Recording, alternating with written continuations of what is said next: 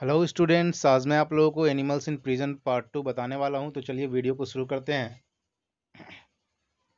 I had never noticed before that fresh mango leaves are reddish brown. अब यहाँ पे author कह रहे हैं कि उन्होंने आम के जो ताजे पत्ते होते हैं उनके कलर को पहले कभी जो है नोटिस नहीं किया था कि ये जो है रेडिश ब्राउन होता है। अब रेडिश ब्राउन क्या हुआ, तो गेरुआ कलर, ऐसा कलर जिसमें लाल और जो ब्राउन है, भूरा है, वो दोनों मिक्स होता है। रसेट कलर्ड मतलब लाल के जैसा। Remarkably like the autumn tints on the Kashmir hills. और यहाँ पे ये कर क्या रहे हैं, तो तुलना कर रहे हैं आम के पत्तों के कलर का किसके साथ, तो कश्मीर का जो हिल्स होता है जो ऑटम के समय में हल्के रंग का दिखाई देता है, वैसे ही कलर का जो है ये आम का पत्ता जो है इनको नजर आ रहा है। But they change colour soon and become green. लेकिन बहुत जल्द ही वे पत्ते जो है अपना कलर चेंज कर लेते हैं और हरे बन जाते हैं। The monsoons rain the monsoon rain where always welcomed. और कहा गया है यहाँ पे कि मानसून का जो रेन होता है, बारिश होती है, उसको हमेशा वेलकम किया जाता है। For they ended the summer heat, क्योंकि वो करता क्या है, तो समर का जो हीट होता है, मतलब ग्रीष्म ऋतु का जो गर्मी होता है, उसको कम कर देता है। But one could have too much of a good thing. लेकिन यहाँ पे क्या कहा गया है कि कोई भी चीज़ जो अच्छी हो और बहुत ज़्यादा हो जाए तो वो भी उतना अच्छा नहीं लगता है। जैसे मान लीजिए बारिश बहुत लोगों को पसंद होती है, लेकिन वो अगर ज़रूरत से ज़्यादा हो जाए तो लोगों को पसंद नहीं आती है, उससे घृणा हो जाती है। And Dehradun is one of the favoured haunts of the rain God. और देहरादून जो है वो बरसात के जो देवता हैं उनका एक तरह से सबसे फेवरेट जगह है बारिश करने के लिए।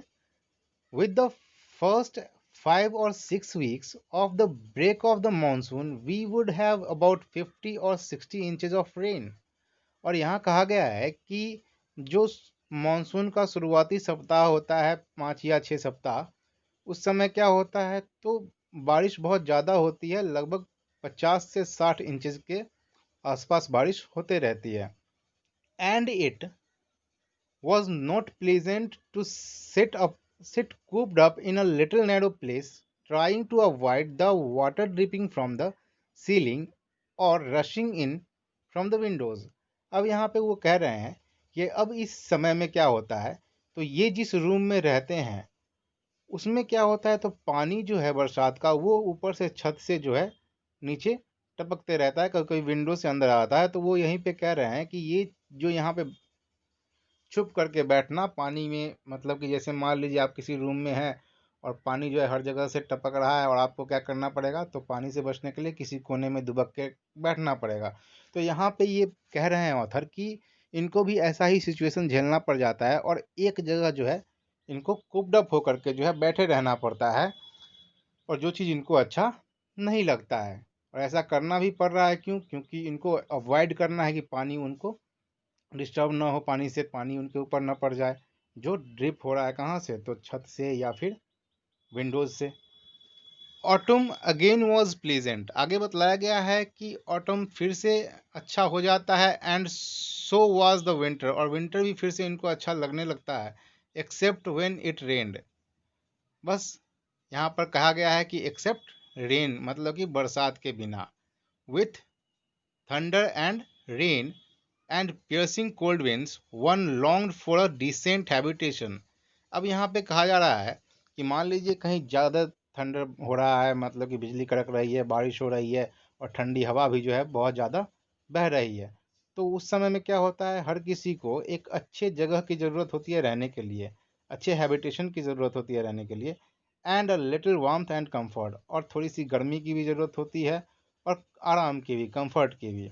मतलब ये हुआ कि बारिश के समय में क्या होगा, ज़्यादा बारिश होगी तो लोगों को ठंड लगने लगती है, तो उस केस में थोड़ा सा कंफर्ट भी चाहिए, गर्मी भी चाहिए। Occasionally there would be a hail storm, और कभी कभी क्या होता था वहाँ, तो हेल स्टॉर्म हो जाता था, ओलावृष्टि हो जाता था, ओलों की बारिश हो जाती थी with hail stones bigger than marbles. और वो जो ओले गिरते थे वो मार्बल से भी बहुत बड़े होते थे, coming down on the corrugated iron roof.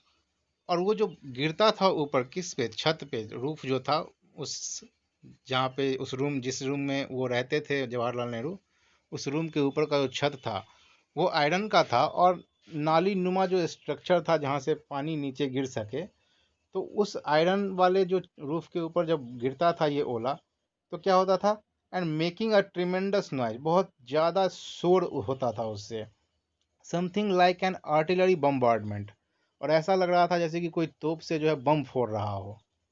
मतलब ओलावृष्टि जब होगी, मान लीजिए लोहे के ऊपर जब गिरेगा बहुत ज़्यादा ओला, तो एक तरह से बहुत ज़्यादा आवाज़ होता है और ऐसा लगता है कि जैसे तोप से बम्बार्डमेंट किया जा रहा है, बम की वर्षा की जा रही है। तो ऐसा उनको लग रहा था। I remembered one day particularly, it was the 24 दिसंबर 1932। इनको एक बात याद है, खास करके 24 दिसंबर 1932 की ये बात है। There was a thunder storm, एक बहुत ही कड़ाके की बिजली जो है कड़की, एंड रेन ऑल डे, और सारा दिन बरसात होते रहा। And it was bitterly cold, और बहुत ज़्यादा ठंड भी था।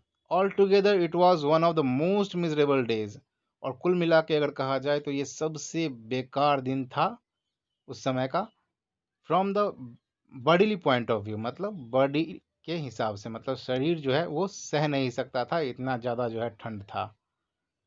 From the burly point of view that I have spent in goal, मतलब ये हुआ कि वो जेल में जितना भी अपना समय बिताए, उस पूरे समय का ये जो दिन था 24 दिसंबर, ये बहुत ही बेकार दिन था।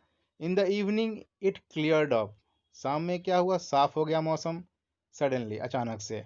And all my misery departed, और इनकी जितने भी कष्ट थे वो दूर हो गए। व्हेन आई सॉ, कब दूर हुए, तो जब इन्होंने देखा ऑल द नेबरिंग माउंटेन्स, आसपास के सारे माउंटेन्स को, पर्वतों को, एंड हिल्स, जितने भी पहाड़ थे उन सबको देख करके इनका जो दुख था वो दूर हो गया।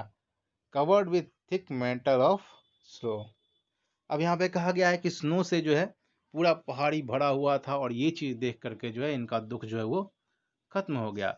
The next day Christmas day was lovely and clear, और जो अगला दिन था वो क्रिसमस का दिन था, बहुत ही प्यारा दिन था, बहुत ही साफ दिन था। And there was a beautiful view of snow covered mountains, और बहुत ही खूबसूरत दृश्य जो है दिख रहा था माउंटेन्स का, जो कि स्नो से, बर्फ से ढका हुआ था।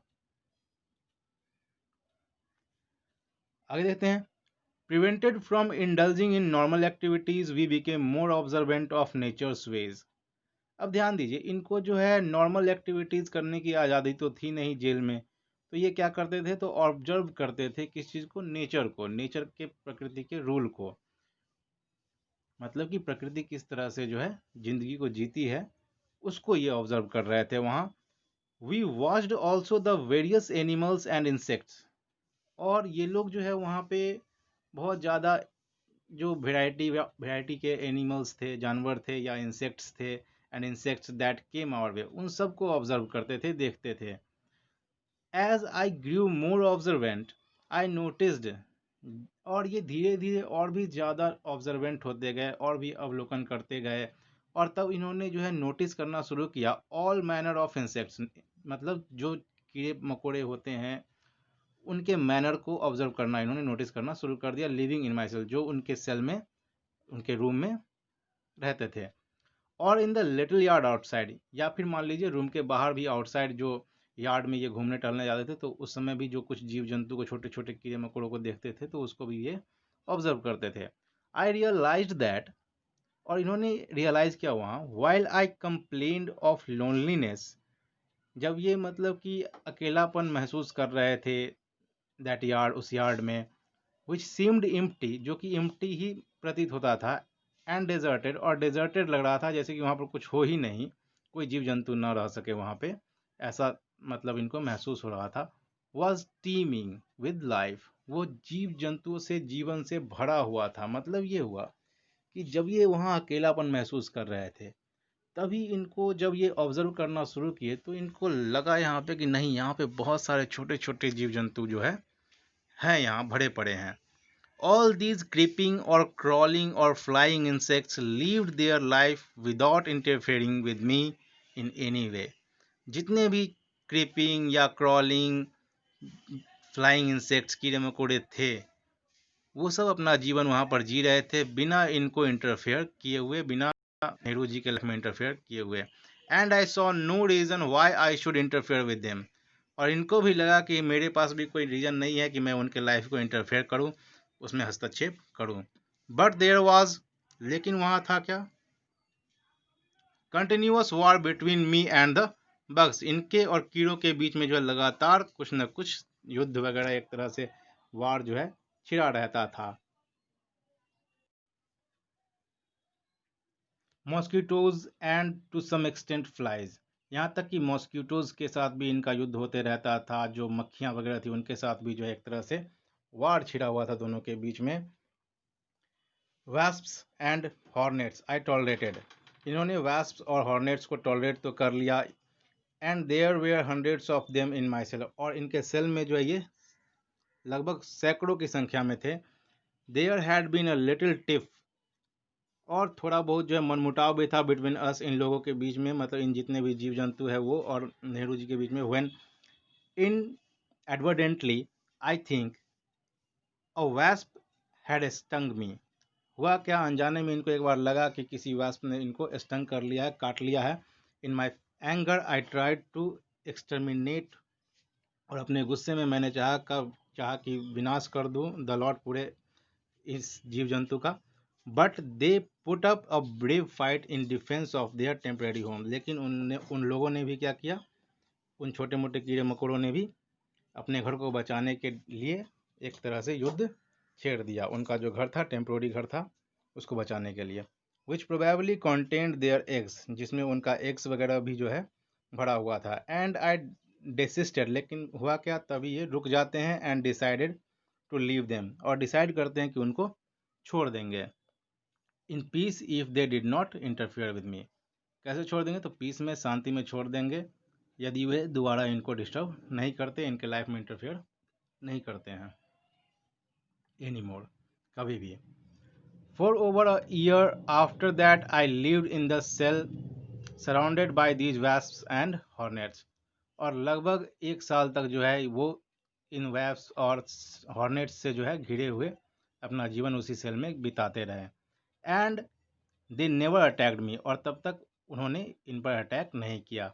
And we respected each other, और इन जीव जंतुओं ने भी और नेहरू जी ने भी, दोनों ने एक दूसरे को बहुत सम्मान दिया, रिस्पेक्ट दिया।